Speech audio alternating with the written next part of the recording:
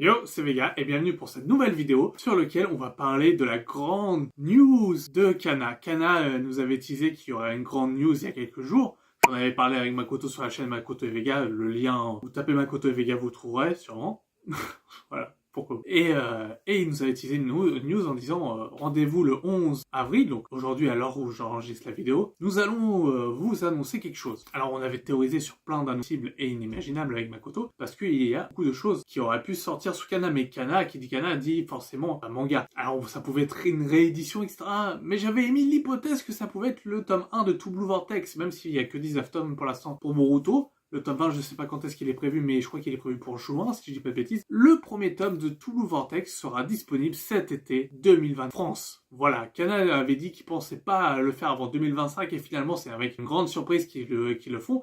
Et je pense qu'il va sortir peut-être le 23 août. C'est possible, vendredi 23 août, parce que je ne vois pas de sortie le samedi ou le dimanche. Puisque ce n'est pas tout, dans la grosse annonce de Kana, il y a donc aussi l'arrivée de Masashi Kishimoto et de Ikimoto. Donc Masashi Kishimoto, le créateur de Naruto et qui est le superviseur de Boruto. Et Ikimoto, qui est donc le dessinateur de Boruto. Qui seront présents en France, pas à la Japan Expo, parce que ça aurait pu être à la Japan Expo. Peut-être même que ce sera à la Japan Expo. Non, c'est ce que je viens de dire, que ça sera le 24 et 25 septembre 2024, où Masashi Kishimoto et Ikimoto seront présents en France. Alors je vais essayer, mais je dis bien essayer car ce n'est pas du tout sûr, parce que d'une, le 24, je fais une soirée, c'est parce que c'est mon anniversaire, pas les couilles, hein, mais c'est mon anniversaire. Je fais une soirée justement, pile poil le jour de mon anniversaire. Donc Masashi Kishimoto, t'aurais pu choisir un autre moment quand même, hein, pour revenir. Mais le 25, pourquoi pas, peut-être le 25, peut-être, à voir. Alors, mais en tout cas, ça serait énorme que je rencontre le sensei, le maître Kishimoto, celui qui m'a fait bercer mon enfance avec Naruto et qui a continué avec Naruto encore, parce que Naruto a duré 72 tomes, donc mon enfance et mon adolescence, etc.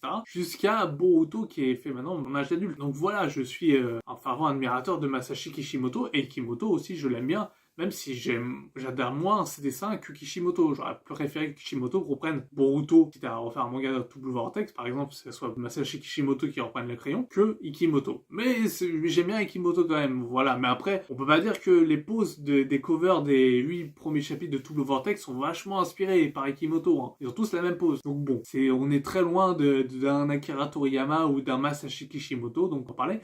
En tout cas, voici donc la grande annonce qui s'est faite tout à l'heure récemment sur Twitter. Bien sûr, je ne sais pas quand est-ce que cette vidéo sera publiée. Peut-être le 12, peut-être le 13 avril. Mais ça sera toujours d'actualité puisqu'on parle de cet été. Et cet été, du coup, il y aura ce grand événement. Alors, est-ce que c'est une première pour Masashi Kishimoto qui soit en France? Je ne sais pas. Mais en tout cas, n'hésitez pas, profitez-en, parce que c'est rare qu'on a des personnes aussi douées scénaristiquement et visuellement, même par le dessin, qui viennent nous voir en France. Enfin, si ça arrive dans des conventions, etc. Mais c'est ultra rare, donc je ne sais pas sur comment ça va se passer, si ça va être un stand, si ça va être pendant un événement, etc. Ou si Kana va organiser un salon, etc.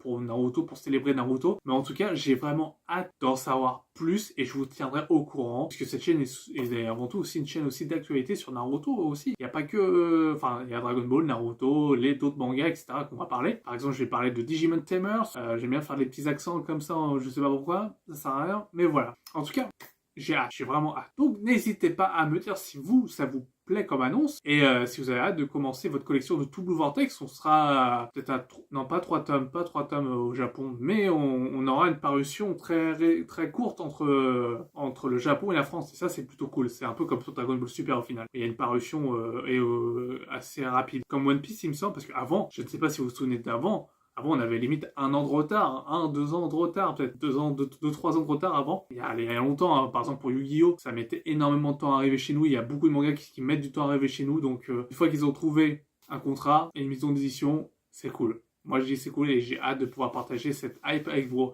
En attendant, le tome 19 est toujours disponible aux éditions Kana. N'hésitez pas à l'acheter de Boruto Naruto Next Generation, l'avant-dernier tome avant le tome 20 qui est le final. Donc n'hésitez pas à l'acheter, il est cool, il est plutôt cool, on apprend pas mal de choses. Et moi je vous dis à une prochaine et à très certainement pour la page officielle qui sera sur Naruto pour le chapitre 9 de Boruto. Donc voilà, on en parle très bientôt, je vous dis à une prochaine, sur ce portez-vous bien, ciao ciao.